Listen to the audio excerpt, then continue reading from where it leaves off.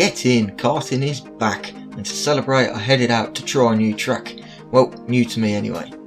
This is Teamsport Birmingham Centre, and let me tell you what a track this is.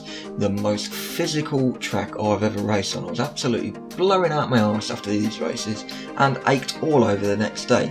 Although that could probably have something to do with how many times I crashed into a barrier, but more on that later. Either way, this was a fun place to be. But first, if you could do me a massive favour, give this video a like and a comment, and consider subscribing to the channel as well. I am going to be heading out to some new tracks in the coming weeks, and also trying out some new formats, one of which is called Santa Carts on the 22nd. And don't forget, I'll be doing my hot lap videos too, so hit that bell icon to be notified when I put a new video up. Alright, boring bit out the way, let's talk about this place. So, like I said in the intro, this is Teamsport in Birmingham, and it's very different to my local two Teamsport tracks, and it's kind of got a feel of an outdoor track about it, apart from having ramps and a suspended area. But there's loads of places around here that you get them wrong, they're going to absolutely destroy your lap times. There's a couple of late apex corners, a very fast chicane which will take no prisoners if you get that wrong, and some hairpins with grip levels that are grippier than you'd think, are not as grippy as you think. Completely threw me off, but it made for a few interesting races. And as we head out onto track, and before I forget, racing driver excuses. I've got quite a few, so I'm going to go through.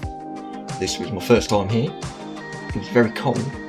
I've been working nights that week, so I hadn't had a great deal of sleep and was extremely tired. And did I mention it was my first time here? But it was my first time here as well. So this first race, not a lot happened really. I crashed many times. Like this.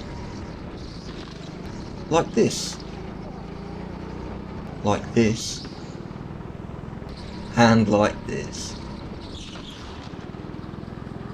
Luckily there was only 3 of us out on track, which at first I was thinking probably going to be a bit crap, but after the first few laps in, how many times I was crashing, I was glad there was only 3 of us. Which, by the way, shout out to these two lads, Connor and Shane, really nice guys, and me and Connor were actually very closely matched on our lap times, which was pretty good. But it meant I had plenty of space to try and figure out my way around this track, because I had no idea what I was doing, as you've probably already seen. And it meant there was no fast drivers trying to get around me, and there was no slow people that I was trying to get around acting like a moving chicane. But after being out front for probably the first 3 or 4 laps, and me not having a clue what the hell I was doing, I decided I'd let Connor pass, who was just behind me, and I thought I could follow him, seeing as this is his local, and try and learn the track that way.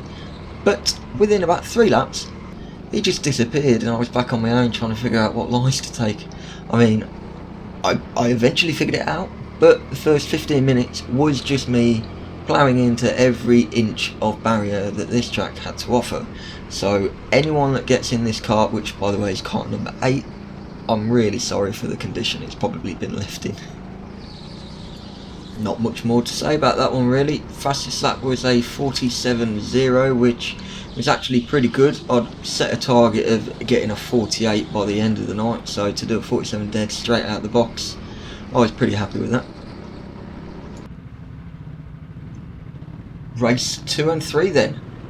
Basically the same as the first one, which was crash after crash after crash after crash. But it wasn't as many times as the first session, so I guess you can call that learning. But either way, I had fun. I did set a fastest lap time of a 46.7, which put me 2nd for the week, and I think 78th on the overall leaderboard, which for a first time with no prior practice on this track or knowledge of this track, I was really happy with, and I know I can definitely shave 7/10 off and get into a 45 within probably another couple of visits there. So I will leave you with a little playthrough of my fastest lap of the night, which like I said is a 46.7. I won't do a breakdown on this video. I will save the breakdown of this lap for a hot laps video, so keep your eyes peeled for that. and I will catch you in the next one, guys. Take it easy.